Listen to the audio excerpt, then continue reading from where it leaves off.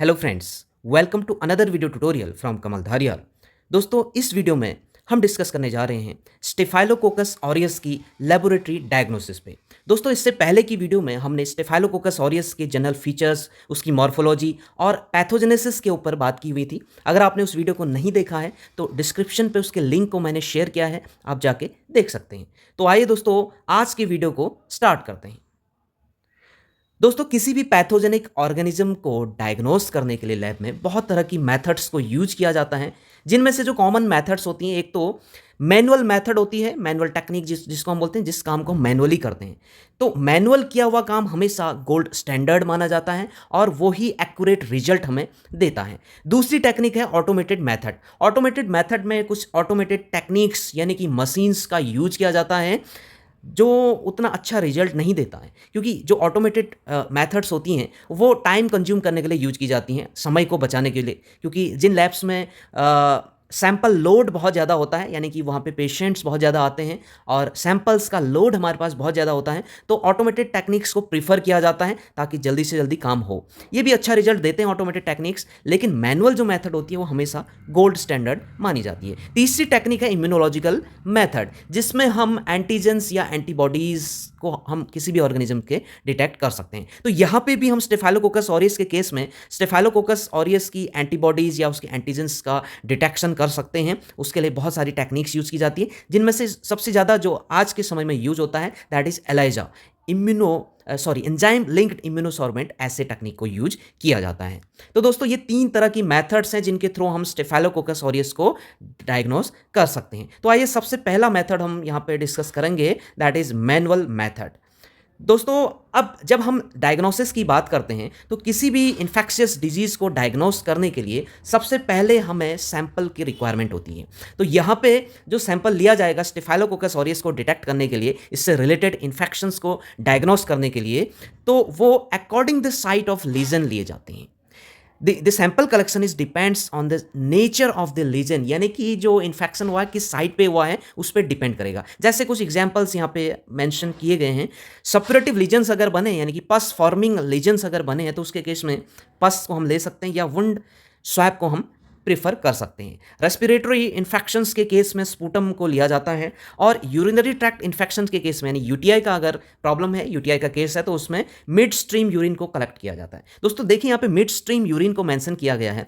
ये इसलिए क्योंकि हम स्टार्टिंग की यूरिन को कलेक्ट नहीं कर सकते। जब भी हम किसी यूरिन की माइक्रोबायोलॉजी करते हैं, यानी कि उस यूरिन में अगर हम किसी भी पैथोजेनिक ऑर्गेनिज्म को आइडेंटिफाई करने जा रहे हैं, तो हम स्टार्टिंग की यूरिन को हम नेग्लेक्ट करते हैं। क्योंकि स्टार्टिंग में क्या होता है कि हर सिस्टम में एक नॉर्मल फ्लोरा भी प्रेजेंट होता है, तो वो नॉर्मल फ्लोरा की रिक्वायरमेंट नहीं है हमें। स्टार्टिंग की जो यूरिन आएगी उसमें नॉर्मल फ्लोरा बहुत ज़्यादा आएगा, तो उस नॉर्मल फ्लोरा को फ्लश आउट करने के लिए स्टार्टिंग की यूरिन को हमें नेग्लेक्ट करना है, इग्नोर करना है। उसके बाद जो मिड स्ट्रीम यूरिन है उसे हमें कलेक्ट करना है, ताकि जो पैथोजेनिक ऑर्गेनिज्म है उसको हम इजीली आइडेंटिफाई कर सकते हैं।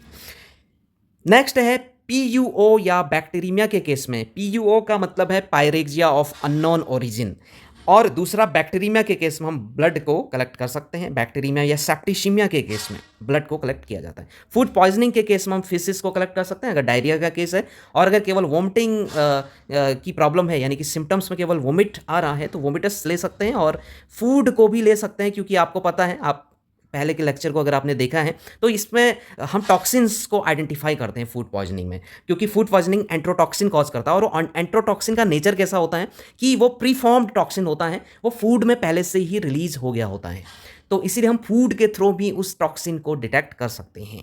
कैरियर्स को हम एज ए सैंपल ले सकते हैं, क्योंकि हॉस्पिटल्स में जो लोग काम कर रहे हैं, जो हेल्थ वर्कर्स हैं, वो बहुत ज़्यादा वो कैरियर माने जाते हैं इस इन्फेक्शन के स्प्रेड में, तो उनका नेजल सैंपल ले लिया जाता है, नेजल स्वैब ले लिया जाएगा, और पेरी एनल स्वैब भी ले लिया जाता है एज ए सैंपल।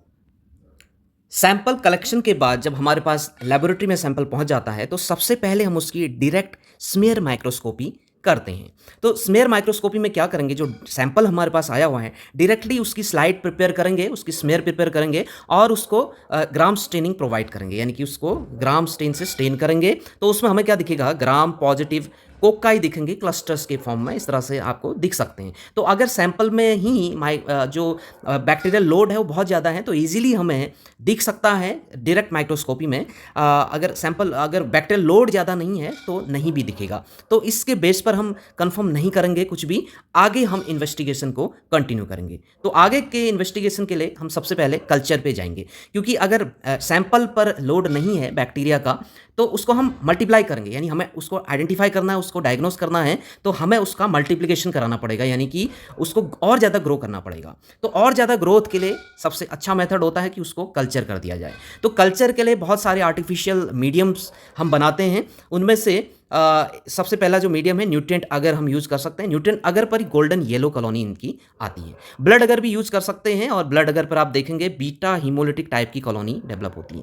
ये जो बैक्टीरिया है एरोबिक है, फैकल्टेटिव एनारोब की भी कैटेगरी में ये आता है, और नॉन फेस्टिडियस होता है। Got it. तो यहाँ पर आप देख सकते हैं कि ये जो येलो कलर की आप कॉलोनी देख रहे हैं ये न्यूट्रिएंट अगर की कॉलोनी है, न्यूट्रिएंट अगर पर इसकी ग्रोथ है। और जो दूसरा आप इधर पे रेड कलर से देख रहे हैं ये बीटा हीमोलिटिक कॉलोनीज हैं ब्लड अगर पे। Got it. इसके अलावा दोस्तों लिक्विड मीडियम में भी हम इसको कल्चर कर सकते हैं। लिक्विड मीडियम पर आप देखेंगे तो यूनिफॉर्म टर्बिडिटी शो होती है, क्योंकि ये जो बैक्टीरिया हैं ये क्लस्टर्स के फॉर्म में अरेंज रहते हैं, तो टर्बिडिटी यूनिफॉर्मली दिखेगी आपको पूरी टेस्ट ट्यूब पे।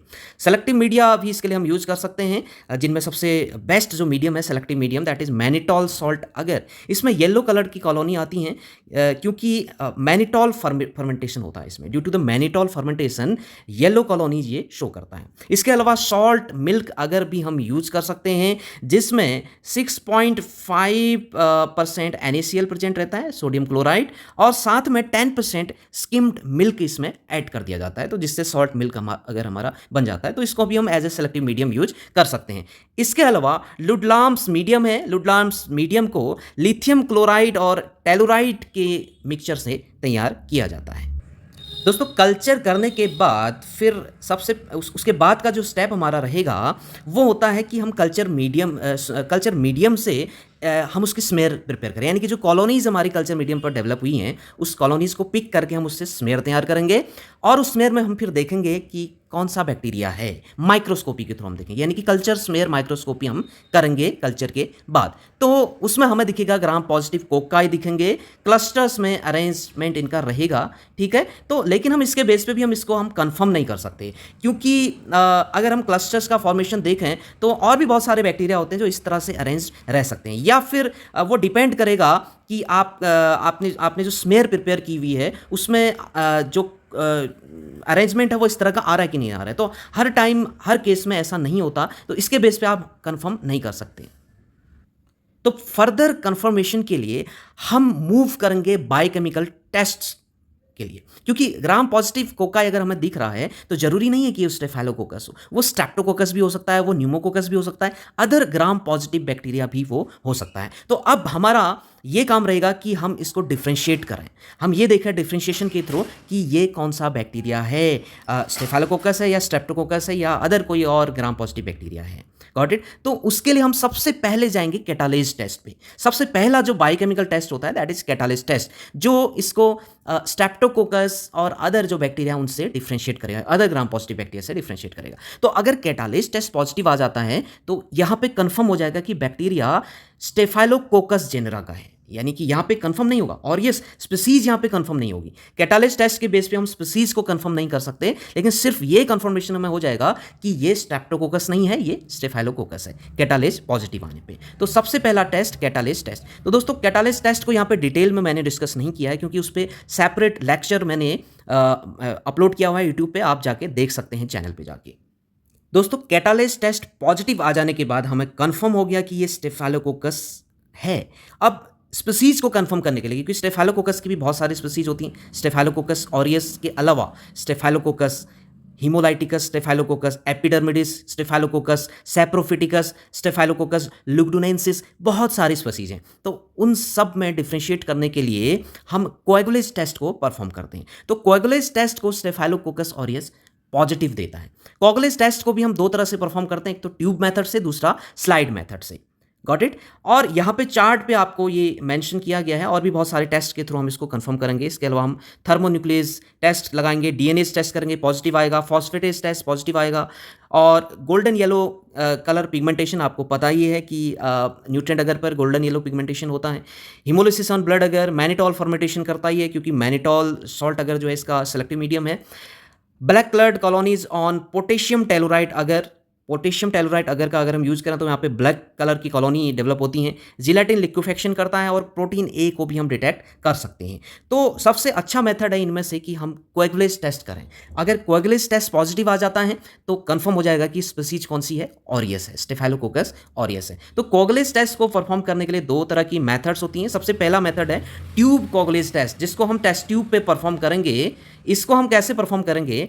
Colony of Staphylococcus aureus emulsified in 1 ml of diluted plasma in a test tube and incubated at 37 degree Celsius for up to 4 hours। और इंक्यूबेशन के लिए हम वाटर बाथ का यूज करते हैं। तो जो कॉलोनीज इसकी डेवलप हुई है कल्चर मीडियम पर, उन कॉलोनीज को 1 ml डाइल्यूटेड प्लाज्मा के साथ हम, डाइल्यूटेड प्लाज्मा के साथ, यहाँ पे डाइल्यूटेड प्लाज्मा लिया जाएगा, तो उसके साथ हम उसको इमल्सिफाई करेंगे और उस टेस्ट ट्यूब को फिर इंक्यूबेट करेंगे 37 डिग्री सेल्सियस पर for up to 4 hours water bath का यूज करके। तो आपको जो रिजल्ट आएंगे, अगर क्लॉट का फॉर्मेशन हो रहा है, फर्स्ट पिक्चर पे आप देख सकते हैं इस तरह से अगर क्लॉटिंग हो जाए टेस्ट ट्यूब पे, आप हिला के देखेंगे टेस्ट ट्यूब को, टिल्ट करके देखेंगे, अगर वो चीज़ जो मटेरियल है वो फ्लो नहीं कर रहा है, तो दैट मीन्स कि वहाँ पे कोगुलम बन चुका है, क्लॉट का फॉर्मेशन हो चुका है। तो clot formation indicates positive result, तो टेस्ट हमारा पॉजिटिव आ जाएगा अगर टेस्ट हम पॉजिटिव मान लेंगे अगर कोगुलम का फॉर्मेशन हो रहा है या क्लॉट का फॉर्मेशन हो रहा है। तो क्लॉट फॉर्मेशन अगर नहीं हो रहा है, तो if there is no clot formation, यहाँ पे स्पेलिंग का मिस्टेक है,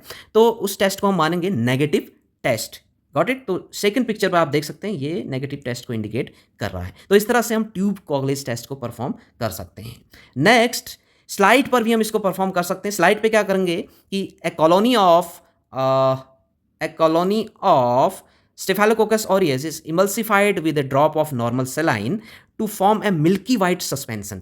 जब हम एक ड्रॉप Staphylococcus aureus, एक ड्रॉप नॉर्मल सलाइन के साथ Staphylococcus aureus की कॉलोनी को मिक्स करेंगे, तो एक अच्छा सा सस्पेंशन, एक मिल्की वाइट सस्पेंशन हम बना लेंगे। उस सस्पेंशन को बनाने के बाद उसमें एक ड्रॉप हम अनडाइल्यूटेड प्लाज्मा का ऐड करेंगे और उस सस्पेंशन को प्रॉपर्ली मिक्स करेंगे। मिक्स करने के बाद कुछ देर के बाद हम उसको ऑब्जर्व करेंगे, हम लाइट के पास उसको देखेंगे, ऑब्जर्व करेंगे उस रिजल्ट को। तो अगर कोर्स क्लम्प्स का फॉर्मेशन हो रहा है तो वो पॉजिटिव को इंडिकेट कर रहा है, और अगर क्लम्पिंग नहीं आती तो वो नेगेटिव को इंडिकेट कर रहा है। तो फर्स्ट पिक्चर पे आप देख सकते हैं कि ये पॉजिटिव रिजल्ट है क्योंकि क्लम्पिंग यहाँ पे दिख रही है, और अगर क्लम्पिंग नहीं आती तो रिजल्ट को नेगेटिव मान लिया जाएगा। तो इस तरह से हम ट्यूब कोगुलेज और स्लाइड कोगुलेज कर सकते हैं। अब इन दोनों में डिफरेंसेस क्या है ट्यूब कोगुलेज और स्लाइड कोगुलेज पे, इस चार्ट की हेल्प से आप समझ सकते हैं। पहला पॉइंट है कि जो ट्यूब कोगुलेज है वो कोगुलेज एंजाइम की वजह से हो रहा है, और जो स्लाइड कोगुलेज है वो क्लम्पिंग फैक्टर की वजह से हो रहा है। Tube coagulase requires a factor known as coagulase reacting factor, plasma में जो कि प्रेजेंट रहता है। लेकिन वहीं अगर स्लाइड कोगुलेज के केस में देखें तो it does not require coagulase reacting factor in plasma. Tube test को ट्यूब में परफॉर्म किया जाता है, टेस्ट ट्यूब पर परफॉर्म किया जाता है, और स्लाइड टेस्ट को स्लाइड पे परफॉर्म किया जाता है। ये आपको नाम से ही क्लियर है। Positive if clot is formed, अगर क्लॉट बनता है तो ट्यूब टेस्ट को क्लॉट के फॉर्म में हम पॉजिटिव मानेंगे, और स्लाइड कोगुलेज में अगर क्लम्पिंग आ रहे हैं तो तब हम उसको पॉजिटिव मानेंगे। ट्यूब कोगुलेज के केस में coagulase enzyme has 8 serotypes, got it, इसके अकॉर्डिंग, ट्यूब कोगुलेज के अकॉर्डिंग। और क्लम्पिंग फैक्टर के बेस पे देखें तो केवल एक ही सीरोटाइप सामने आता है। Staphylococcus lugdunensis gives negative result, tube test negative आता है Staphylococcus lugdunensis के केस में, वहीं स्लाइड टेस्ट को पॉजिटिव देता है ये bacteria Staphylococcus lugdunensis। Both tube and slide coagulase positive for Staphylococcus aureus, Staphylococcus hicus and Staphylococcus intermedius। तो Staphylococcus aureus के केस में ये दोनों ही टेस्ट, ट्यूब टेस्ट और स्लाइड टेस्ट, दोनों ही पॉजिटिव आते हैं। अब बात करते हैं कुछ ऑटोमेटेड मेथड्स की जो आज के टाइम पे बहुत ज़्यादा यूज की जाती हैं, ऑटोमेटेड टेक्निक्स यूज की जाती हैं, जिनमें से बहुत ज़्यादा कॉमन है आपके Phoenix bacterial identification system, MALDI TOF यानी matrix assisted laser desorption ionisation time of flight, इसका फुल नेम है। माल्डिटॉफ का भी यूज किया जाता है। माल्डिटॉफ का जैसे एग्जाम्पल है वाइटेक MS, इसका क्लासिकल एग्जाम्पल है वाईटेक MS।